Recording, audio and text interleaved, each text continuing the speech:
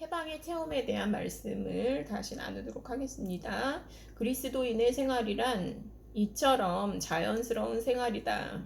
그것은 사랑스럽지 못한 사람, 즉 육적으로는 싫고 또한 사랑할 수 없는 형제에게 사랑으로 나타난다. 그것은 주님이 그 형제 안에서 보시는 가능성을 기초로 해서 역사하는 것이다. 주님은 그를 사랑스럽게 보십니다. 주님은 그를 사랑하십니다. 이제 나를 통하여 그를 사랑하여 주시옵소서. 그리고 그것은 실제 상황에서, 즉 도덕적 인간의 참다운 진실함에서 나타난다. 그리스도인의 생활 가운데 위선이나 가장이 너무나 많다. 사실상 존재하고 있지 않은 것을 가장하는 것처럼 그리스도인의 증거의 효력을 박탈하는 것은 없다.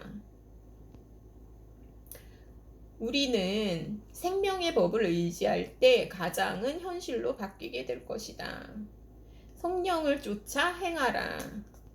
율법이 육신으로 말미암아 연약하여 할 수 없는 그것을 하나님은 하시나니 곧 죄를 인하여 자기 아들을 죄 있는 육신의 모양으로 보내어 육신의 죄를 정하사 육신을 쫓지 않고 그 영을 쫓아 행하는 우리에게 율법의 요구를 이루어지게 하려 하심이라. 로마서 8장 3절 4절.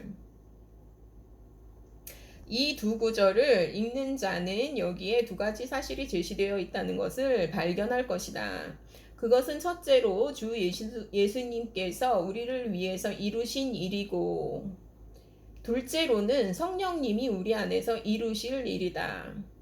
육신은 약하다. 결과적으로 율법의 요구는 육신을 쫓아 행하는 우리 안에서는 이루어질 수 없는 것이다. 여기서 다시 그것은 구원의 문제가 아니고 하나님을 기쁘시게 하는 문제라는 것을 기억하라.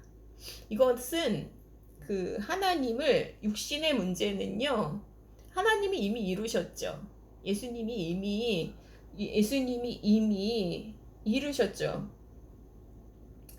이것은 구원의 문제가 아니고 이 육신의 문제는 하나님을 기쁘시게 하는 문제라는 것을 기억해야 됩니다. 하나님께서는 우리의 무력함 때문에 두 가지 방법을 취하셨다. 첫째로 하나님께서는 우리의 문제의 중심을 다루시기 위하여 개입하셨다. 하나님께서는 그의 아들을 육신으로 보내셨다. 그 아들은 죄를 위하여 죽으셨고 또 그렇게 하심으로써 육신의 죄를 정하셨다. 즉 그는 우리 속에 있는 옛 창조에 속한 모든 것, 우리는 그것을 우리 옛사람, 육신 혹은 육에 속한 나라고 부른다를 대표해서 죽으셨다. 이렇게 하나님께서는 우리의 연약함의 근본적인 바탕을 제거하심으로써 우리의 문제를 근절하셨다. 이것이 첫 번째 방법이었다. 그러나 이게 첫 번째 방법이죠. 우리를 구원하셨죠. 그러나 여전히 율법의 요구는 우리 안에서 이루어져야 했다. 현재적 구원이죠. 이거는 현재적 구원을 말하죠. 어떻게 그것이 이루어질 수 있는가? 그것을 위해서는 하나님께서 내주하시는 성령님을 주셔야 했다. 이 일의 내적인 면을 담당하기 위해 보내심을 받은 분이 성령님이시다.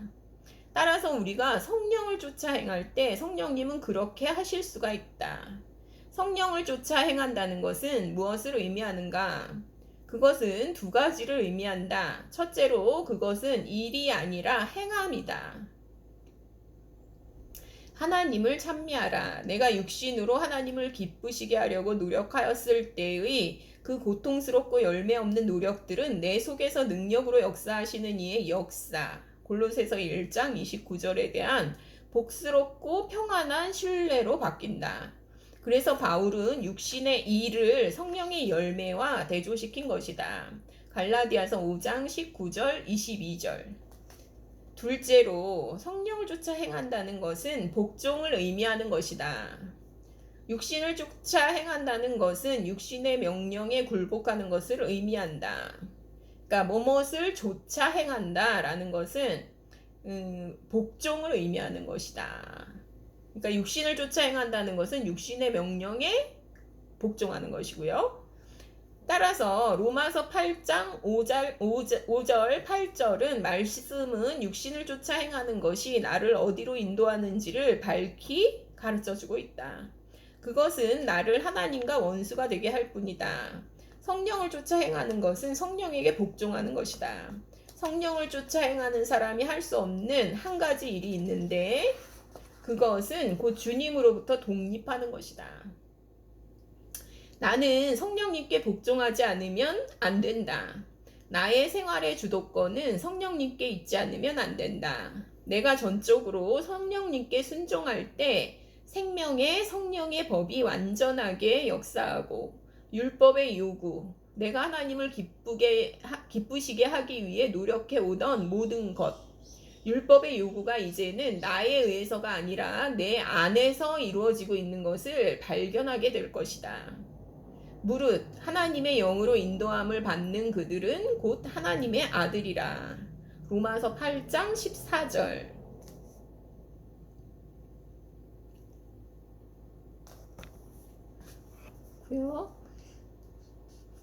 저는 여기 부분이 이게 너무 좋더라고요. 205쪽인데요. 우리는 이 부분이 참 좋았어요. 그러니까 성령님의 인도를 받는 것은 무엇인가 하는 게 이제 여기 잘 나와 있는 것 같아서 이 부분을 읽겠습니다. 우리는 중국에서 한 영혼을 그리스도께 인도할 때 대단히 철저하게 다루어야 한다는 사실을 깨달았다. 왜냐하면 그 영혼이 언제 다시 다른 그리스도인의 도움을 받을 것인지 확실성이 전혀 없기 때문이다. 우리는 언제든지 새로 믿은 신자가 자신의 죄사함과 예수님을 영접하기 위한 기도를 했을 때 그의 마음이 살아계신 분의 거처가 되었다는 사실을 분명히 해주려고 노력한다. 하나님의 성령은 이제 그 사람 안에 거하시면서 그가 그리스도를 발견하도록 성경을 열어주시며 그의 기도를 인도하시며 그의 생활을 지배하시며 그 사람 안에서 주님의 인격을 재현시키시는 것이다. 나는 지난 여름 하순쯤에 숙박시설을 구하기 어려운 어느 고원의 피서지에 가서 장기간 동안 휴양을 한 일이 있었는데 거기서 머물러 있는 동안 침식이 불편하여 나는 잠과 식사를 각기 다른 집에서 하지 않으면 안 되었다. 식사를 하던 집은 어느 직공 부부의 가정이었다. 피서를 간 후 처음 2주일 동안은 식사에 대한 감사 기도를 제외하고는 그 집 주인들에게 복음에 대해서 이런 방구도 말하지 않았다. 그러니까 멋지만 니도 마찬가지죠. 성령이 내 안에서 성령님께서 마음을 일으켜 주실 때 복음을 전해요. 그래야지 이게 복음이 전해지거든요. 그냥 이제 내가 하는 거 그냥 내 의지로 내가 해야지 이러고서 하는 건 안 되거든요. 그러니까 그걸 따르고 있죠. 그런데 어느 날 그들에게 주 예수님에 관해 이야기할 기회가 왔다. 그거를 이제 그 감각으로, 그거를 예민한 감각으로, 그런 감각이 참 많아지기를 소망해요. 그들은 복음을 듣고 그들의 범죄에 대한 사함을 받기 위하여 단순한 믿음으로 주님께 나올 준비가 되어 있었다. 그거를 이제 캐치한 거죠. 그들은 거듭나서 새로운 빛과 기쁨이 그들의 생활 가운데 들어왔다. 이거는 볼 수 있어요. 확실히. 그들의 간증을 통해서도 볼 수가 있고 거듭남은 보이거든요. 그들은 거듭나서 새로운 빛과 기쁨이 그들의 생활 가운데 들어왔다.